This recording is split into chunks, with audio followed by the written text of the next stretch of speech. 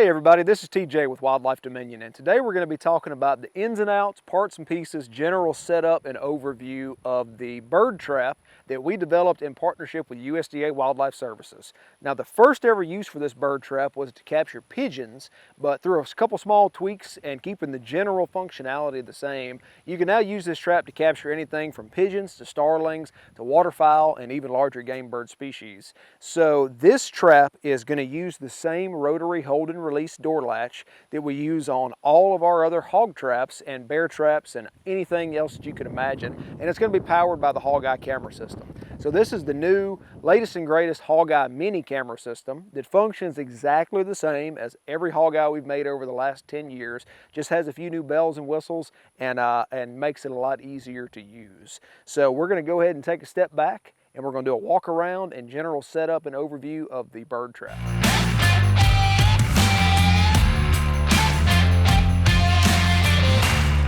At its core, this is a very non-mechanical trap in the fact that there's moving parts and pieces, but the only mechanical aspect is going to be the Southco latch itself. So that's going to be what holds the bands under tension. And Cam, if you would come over here, this trap is operated by tension from shock cord. So there's two of these here, and we're going to get Cam to pull tension on these, and he's going to pull those back to the stake and set those under tension.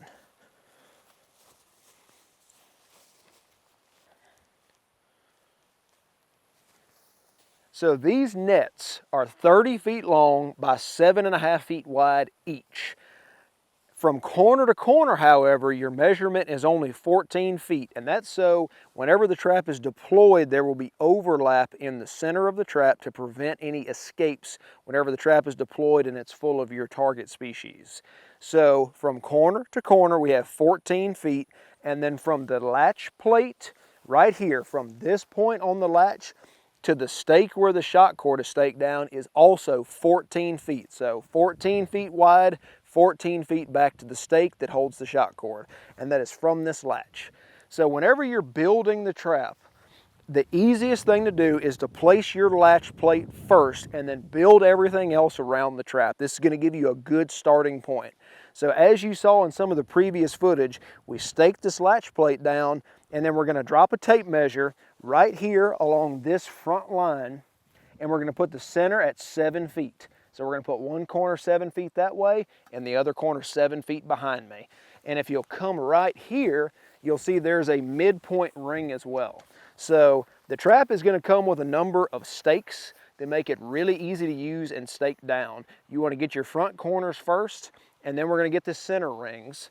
And then the inner corners right here are both tied in to this steel ring right here that connects to the carabiner on your shock cord. And this right here is what is clipped into the latch itself. So all the tension is held on this latch, so when it deploys, it'll flip inward. But we'll get to that point here in just a second. So once you have your latch plate down, your anchor stake for your shock cord's down, and your shock cord's hooked up and under tension, and then you have the front side, the corners and the centers anchored down. We're going to go to the other side, and that's going to be the next step in the assembly process. Alrighty, so the next step is going to be to do your two far corners. Now, it's not wholly necessary to make sure it is squared up to the degree, but you're going to want to make sure it's as square as possible. So in order to do that, you're going to pick up this far corner, and remember it's anchored down over there, and you're going to want to stretch and pop a few times to get all the slack out of that rope, and just keep an eye on that side and make sure you're as close to 90 degrees as possible, and you're going to pull it as tight as you can all the way down to here. And this is where you're going to stake this corner down. And then your next step is going to be to take your same tape measure and stretch 14 feet. Remember, 14 feet across over there, we're going to stretch that same 14 feet. And take this corner and do the exact same thing. So pull it tight and pop, pop, pop to get all the slack out of it. And you're going to come down and you're going to make that corner right here meet with this corner for this 14-foot measurement. And right where that falls, you're going to stake this down right here.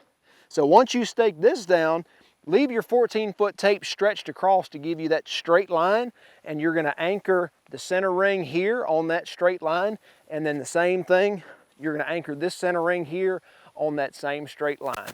Once you get that stake down, you can then take these two corners, which have a 24-inch piece of shock cord attached to each one, and you're not going to want to pull a lot of tension on these. You're going to want to just pull until we're straight right here. See how it's relatively straight across the back at about a 45-degree angle, and stake each one down. So this is going to be your back tension to pull the net back under tension to keep it closed, as that shock cord over there is pulling away to close it on that end. That's going to keep it nice and tight and keep the birds that you've captured inside of the net. So if you'll notice, the ropes that make up the outside of the trap are different from the ropes that make up the inside. So that serves several purposes. One is so you can easily differentiate that the ropes on the outside, the green colored ropes with the rings are what goes on the outside, whereas the black ropes go on the inside. These ropes here in particular are actually lead-lined rope, which makes them heavier than a normal rope. And the purpose for this is for smaller birds like pigeons and starlings. It's not really necessary to stake down the outside edge. Just the weight of the rope is enough to keep the birds inside until you can come in and take care of them. But with larger birds like maybe waterfowl or other game birds, you can stake this down. The trap will come with extra stakes to stake this down to keep them from lifting it up and coming under the outside. So it's not necessary for smaller birds, but for larger birds, if you'd like to stake it down, you'll have the means to do so. Alrighty, so we brought Cam back in. He's gonna help me set the net, and you've noticed at the far end, one corner is under the other corner. So you're gonna make sure that your bottom net from the far end is the one you set first. That way you don't set the high one first, and when you go to set the low one, it makes the other one flip over. So our right side one is under. We're gonna set the right side one first.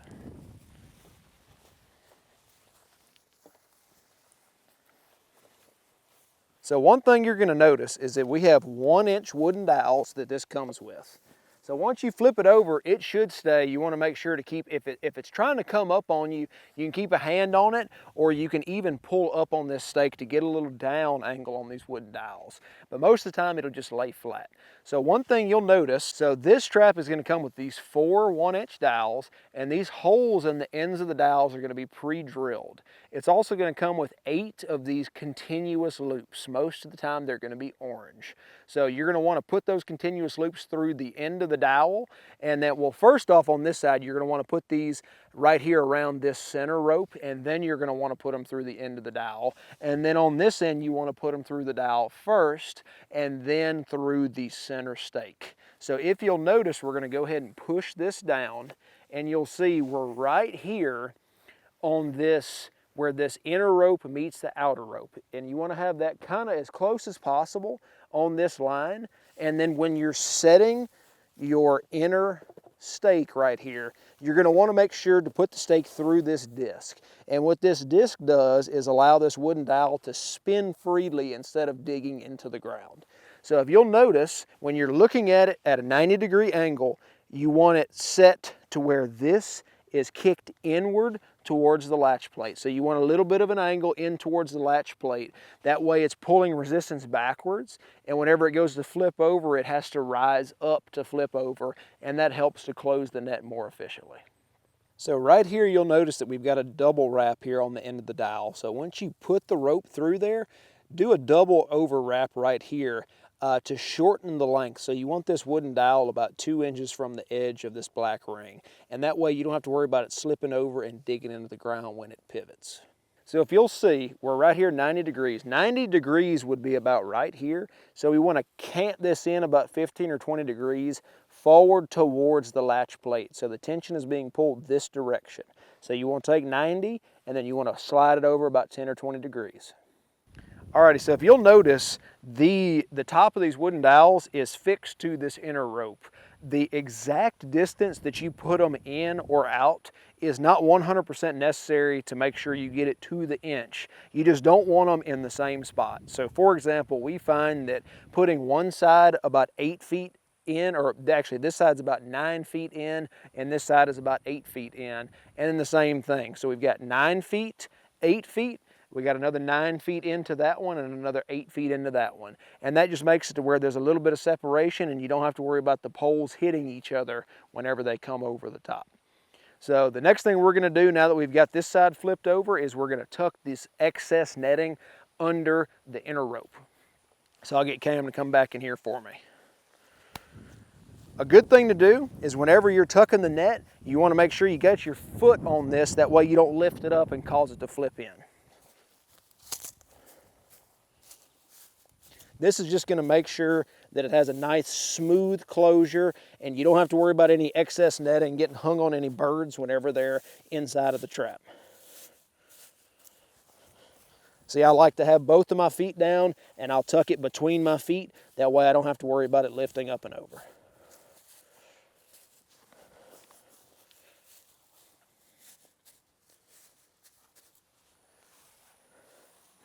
There we go. So this side is all set. We're going to move over to the other side and do the exact same thing.